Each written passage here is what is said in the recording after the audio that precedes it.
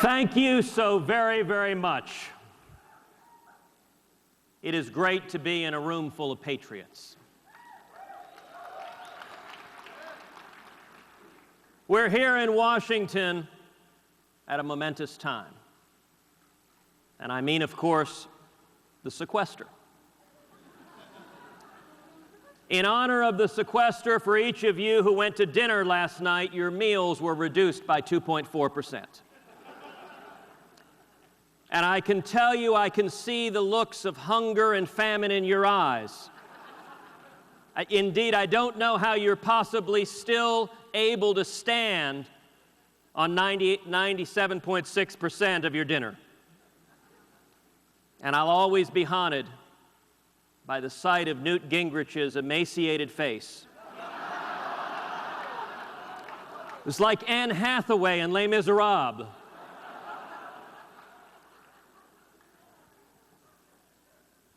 Other than sequestration, not much is happening in Washington. It's been pretty quiet.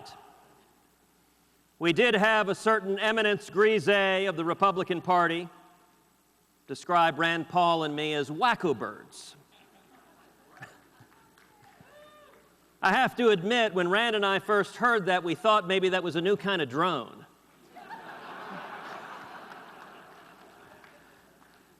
But if standing for liberty and standing for the Constitution makes you a wacko bird, then count me a proud wacko bird.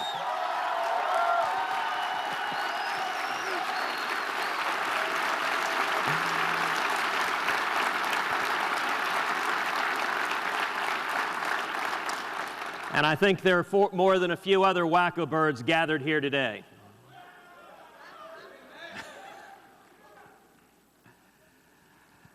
You know, I'm going to tell you the biggest surprise since coming to Washington. People ask, what surprised you when you get there? The biggest surprise has been, frankly, the defeatist attitude among so many Republicans who've been in Washington a long time. I cannot tell you how many times people have wanted to pat me on the head and said, well, that's very nice, you can vote no, and then we'll just lose. It is utterly maddening. So I'm going to tell you a dirty little secret that somehow the mainstream media won't pass on to you. For the last 3 weeks, conservatives have been winning.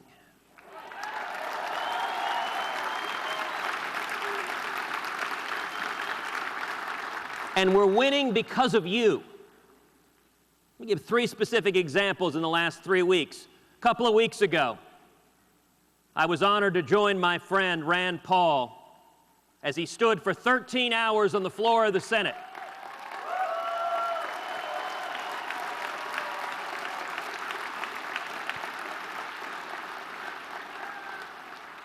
Now, when Rand started at 11:47 in the morning, there were more than a few senators, Republican senators, who viewed what he was doing as odd and even quixotic. And he stood there alone and said, we are going to stand for liberty, we're going to stand for the Constitution, we are going to stand until this administration acknowledges limits on its power.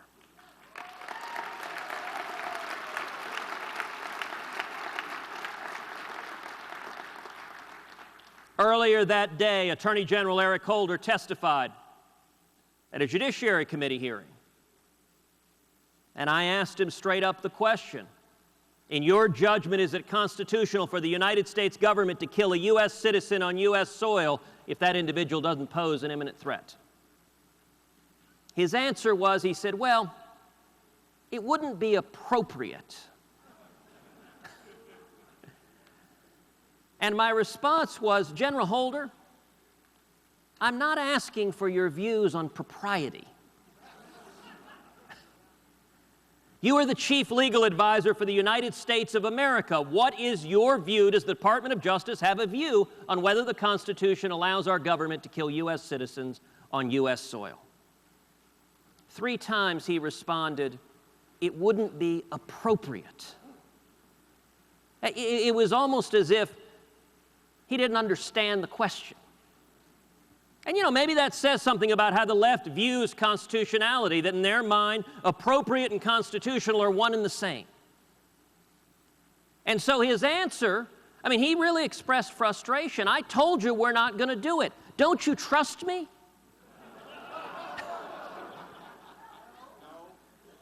And the answer is exactly that. No, we don't trust you.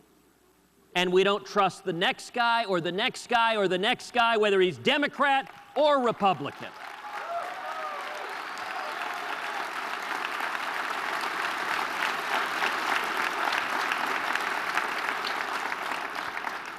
James Madison observed in the Federalist Papers, if men were angels, no government would be necessary. Well, there are not a whole lot of angels in Washington. And Thomas Jefferson explained the entire purpose of the Constitution is to serve as chains to bind the mischief of government.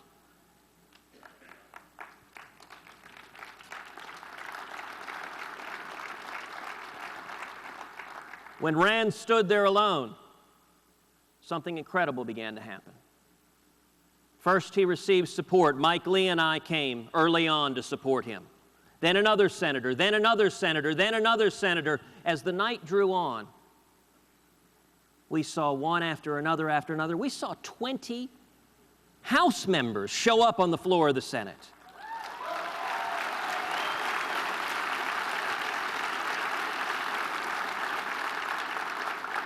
I didn't know they knew where the Senate floor was. And something so powerful happened, which is each of you engaged.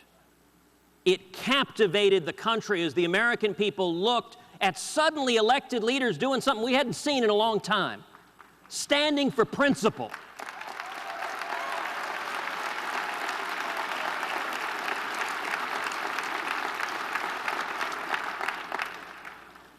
Now that was actually, the filibuster was the first time in my life that I've ever spoken on the floor of the Senate.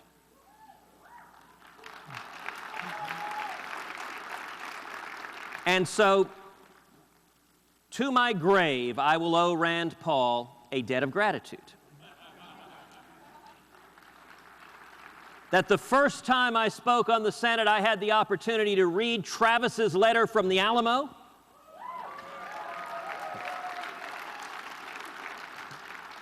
And it so happened the day of the filibuster was the 177th anniversary of the fall of the Alamo.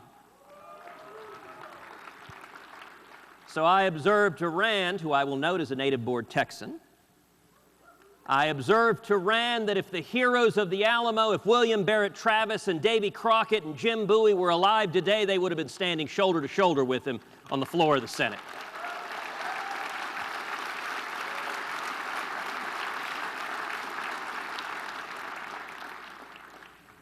I got to read from Shakespeare's St. Crispin's Day speech. And there were more than a few senators who were not there with us that night that have held their manhoods cheapened as a result.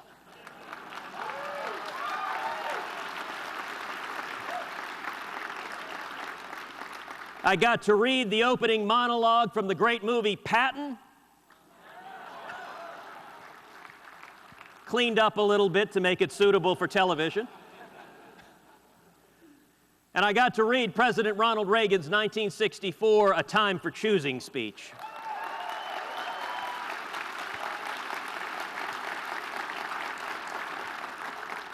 As they say in the beer commercial, it don't get no better than this. But a second example is sequestration. Sequestration has actually gone into effect. The White House is astonished. All of us remember the president's Scare America tour, where he went all over the country talking about the dramatic consequences. You know, Washington, D.C. is the only place on earth where the phrase draconian 2% cuts can be uttered.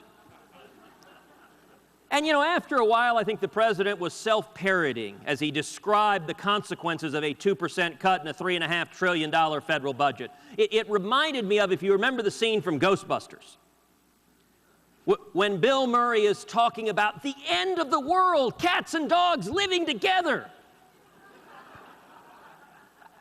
I halfway expected to see the Stay Puft Marshmallow Mans come walking out. But the White House was certain Republicans were going to fold under and cave. And instead we stood our ground and finally got at least the first small step, and I underscore it is a small step, to reining in our uncontrollable spending and debt.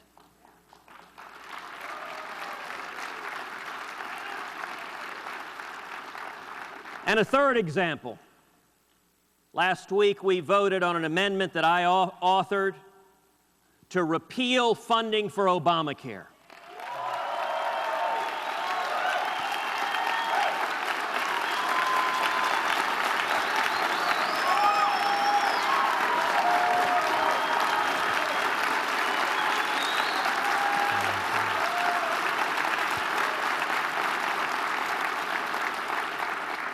Now, I'll confess, a couple of weeks ago, when I said initially I was going to offer this amendment, more than a few of my colleagues were not thrilled.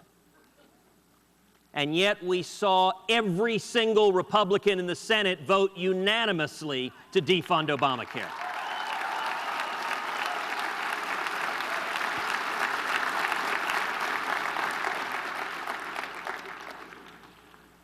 And the Democrats all stood together and voted to keep imposing the economic costs, the harms, as people are losing their insurance, as employees are being forced to reduce their hours, as insurance premiums are skyrocketing on young people. Every Democrat voted together to maintain Obamacare funding, even if it pushes us into a recession. It's exactly right.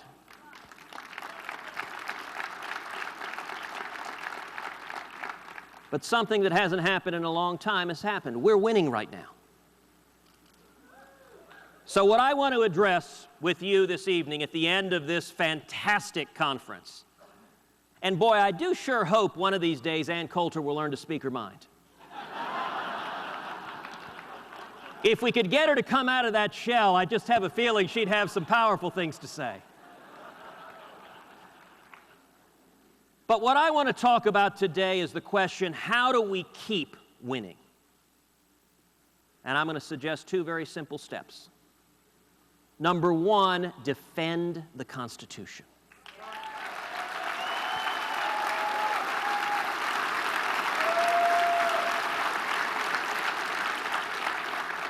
And number two, champion growth and opportunity.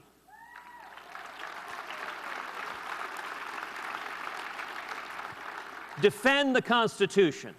Liberty is under assault from every direction. Some of y'all may have noticed the Second Amendment is in President Obama and the Senate Democrats' crosshairs right now.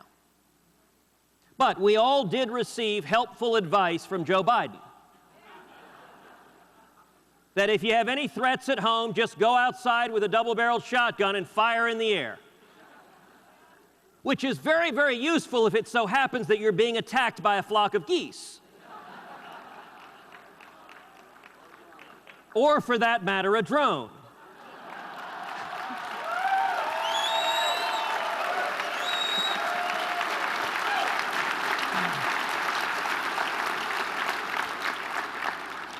So maybe Joe Biden stumbled onto something after all. But this past week, we had a hearing in the Senate Judiciary Committee where a senior Democrat explained to me that questions about the Constitution have no role in the U.S. Senate. Because, she explained, it's Congress's job to pass laws. And then the Supreme Court interprets them and they can decide whether to throw them out or not. And you know what? That statement is exactly the problem.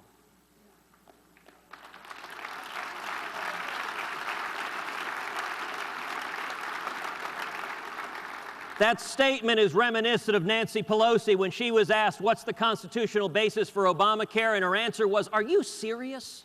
Are you serious? Look, there are a whole lot of politicians, sadly Democrats and Republicans in Washington, who haven't looked at the Constitution in a long, long time. And let me answer Speaker Pelosi. Yes, we're serious.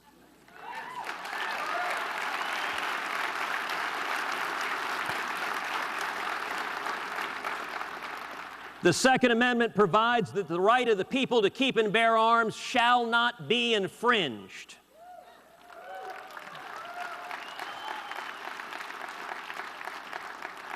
Now, what part of shall not be infringed do they not understand?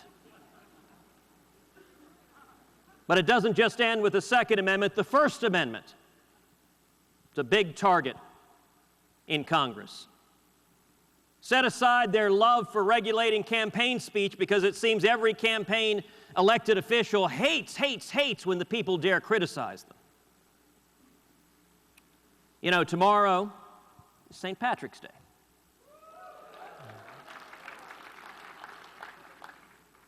My Irish mother recently reminded me that it is more than a little ironic that the national party that was the first national party to nominate the first two major party candidates to be president is today fighting a war on religious liberty. And it shows just how far we've gone to ask, what would a John F. Kennedy or an Al Smith say to a Democrat Party that says to the Catholic Church, change your religious beliefs or we'll use our power in the federal government to shut down your charities and your hospitals?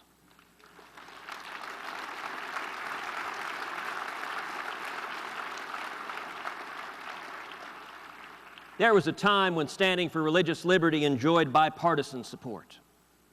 We need to get back to that time.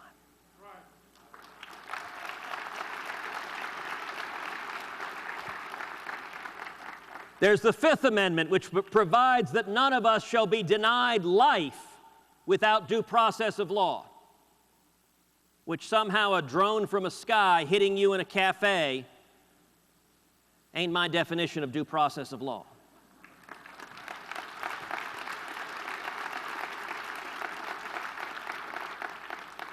There's the Fourth Amendment that protects us from unreasonable searches and seizures.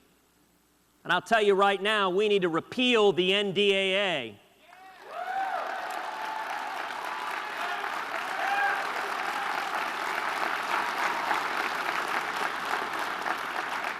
Because the federal government does not have the authority to indefinitely detain a U.S. citizen on U.S. soil without due process of law.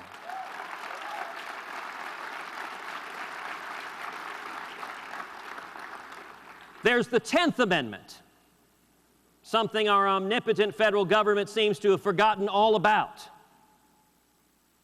10th Amendment provides that the powers not given to the federal government are reserved to the states and to the people.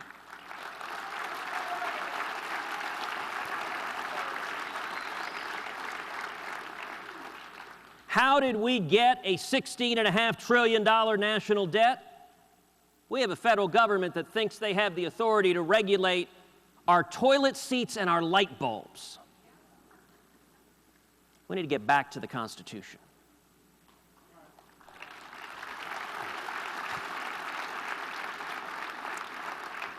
And Article 6 of the Constitution provides that the Constitution shall be the supreme law of the land. There is an ongoing effort to undermine United States sovereignty. And I'll tell you, before I was in the Senate, I was the Solicitor General of Texas. We stood up to the World Court and to the United Nations.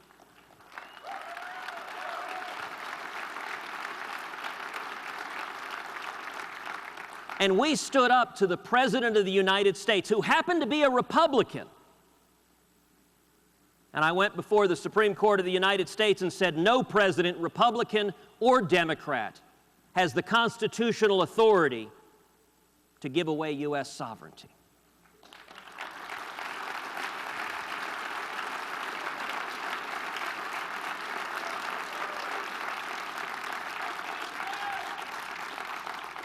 Now, we've seen Republicans willing to stand up to Republican presidents. My question to you is, where were the Democrats when Rand and the rest of us were standing on the floor on drones?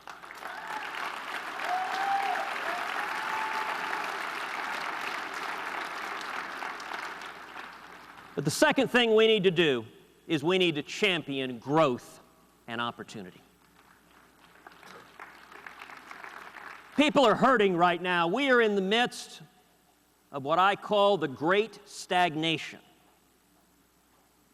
President Obama is one of only two presidents post-World War II to face double-digit unemployment. And for the last 4 years, economic growth under President Barack Obama has averaged 0.8%, less than 1%. There is only one other period, post-1950, where we've had 4 years of less than 1% economic growth.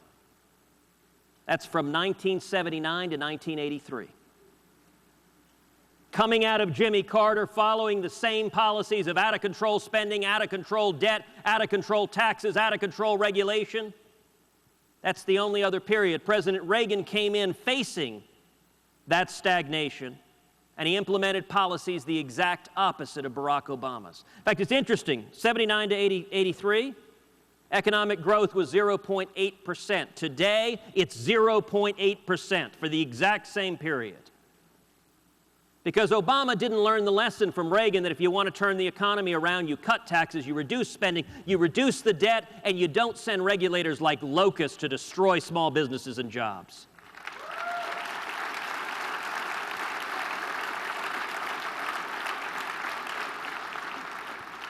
Do you know, if President Obama had followed the Reagan policies and we had seen the identical growth that President Reagan saw, inheriting the same lousy economy Barack Obama did, do you know that today we would have 7 million additional new jobs in America?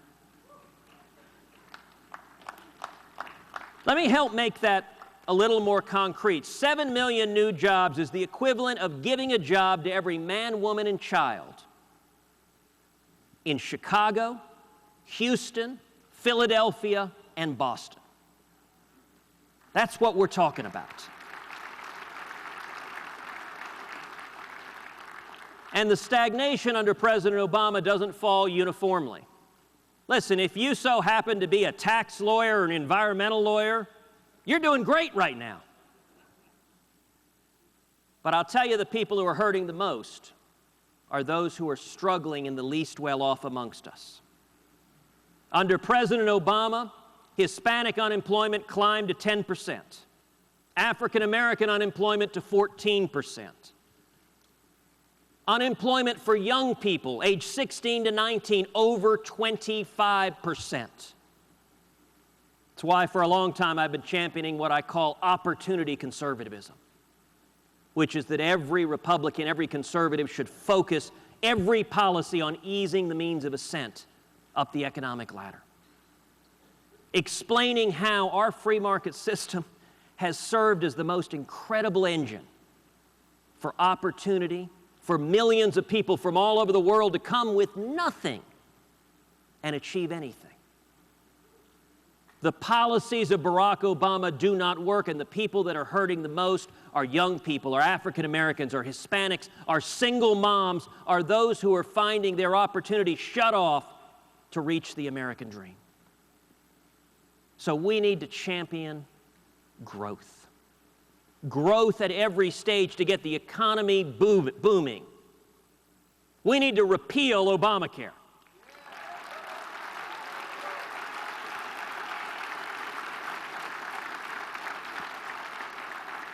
We need to repeal Dodd-Frank.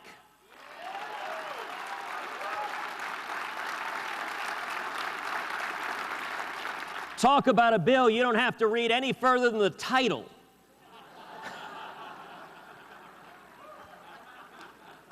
We need to eliminate corporate welfare.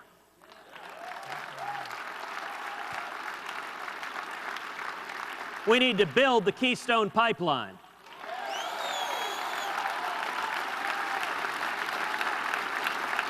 We need to rein in the EPA.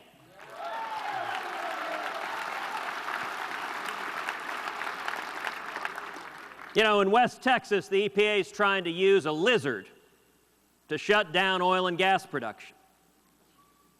You know, my view of lizards, they make darn fine boots.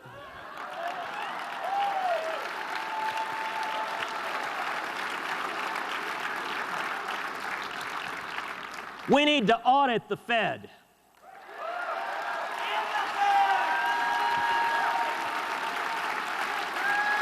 And we need to stop QE infinity.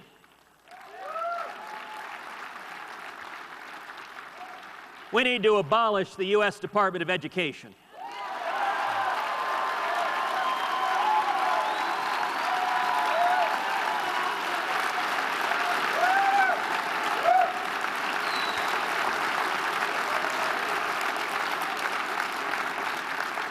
Education is too important for it to be governed by bureaucrats in Washington taking choices away from parents and kids. And we need to champion school choice.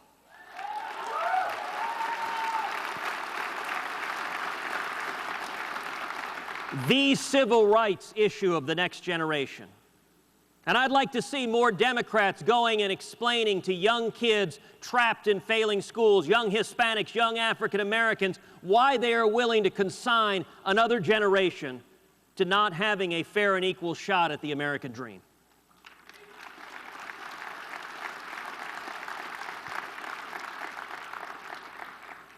We need to stand with Israel.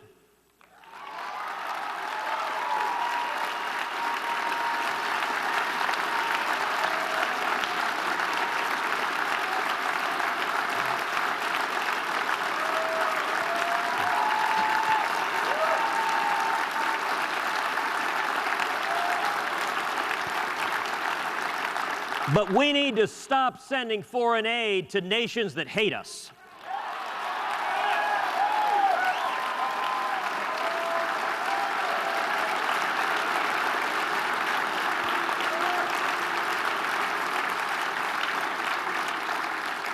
Just 2 weeks ago, President Obama canceled White House tours and sent $250 million to Egypt.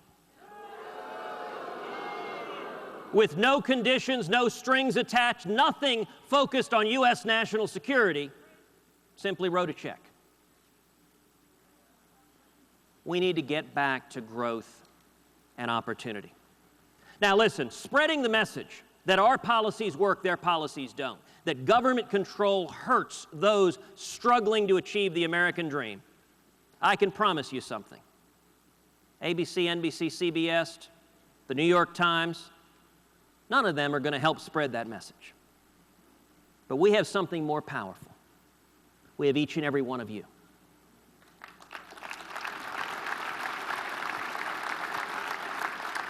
The world has changed. There are no longer gatekeepers that can decide what the American people get to hear and what they don't get to hear.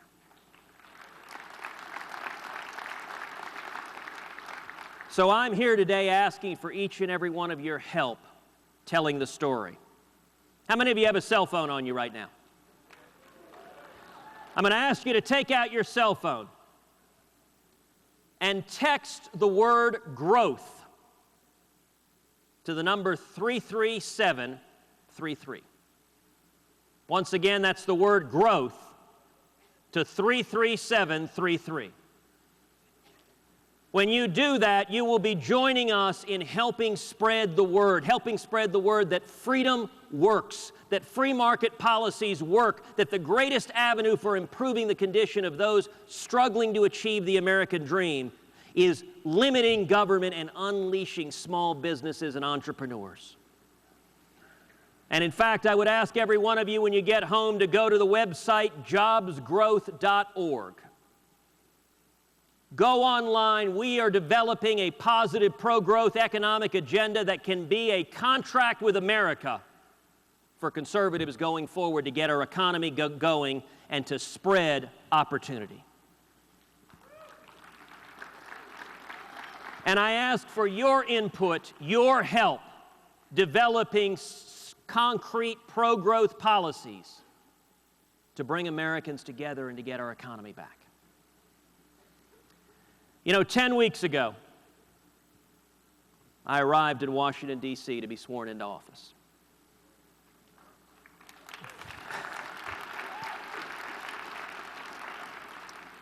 When I stood on the floor of the Senate with my hand on the family Bible, I couldn't help but think back to 1957. 1957, my father came from Cuba. He had been imprisoned, he'd been tortured in Cuba, and he came to Texas with nothing, with $100 in his underwear, didn't speak a word of English. Washed dishes, making 50 cents an hour.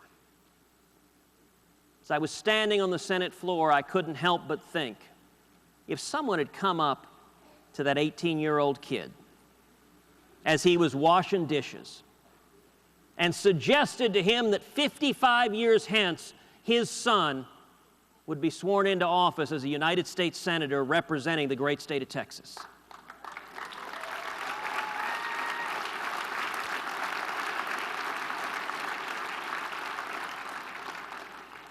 That would have been unimaginable.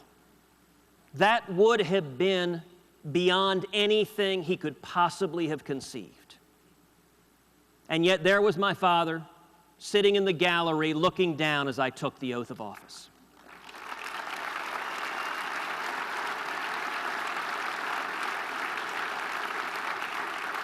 My dad is here today. I'd like him to stand up. I love you, Dad.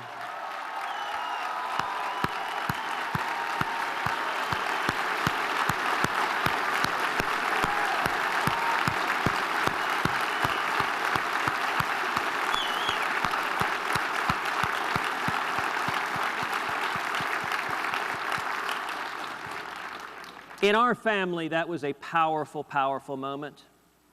But that's just one small example of the incredible freedom and opportunity this country provides. The history of the world, there has been no nation on earth that has lifted so many people with nothing to prosperity. That is the legacy we are fighting for. Because every one of us is here because we want to make sure that our kids and grandkids have the same prosperity, the same opportunity, the same liberty that we have been blessed to enjoy.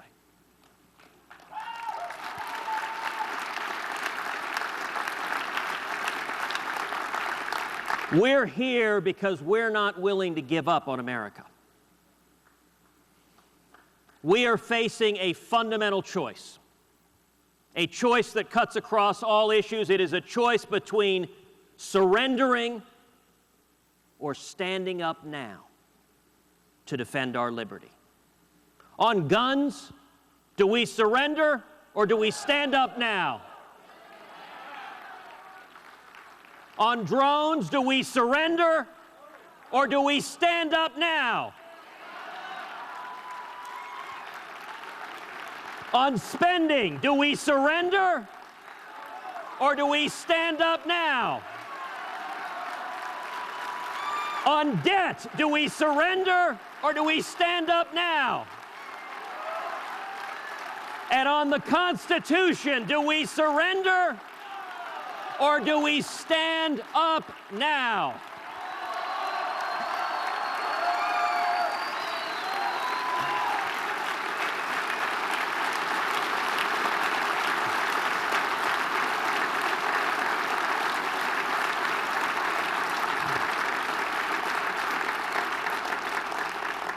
That, my dear friends, is change we can believe in. Thank you and God bless you.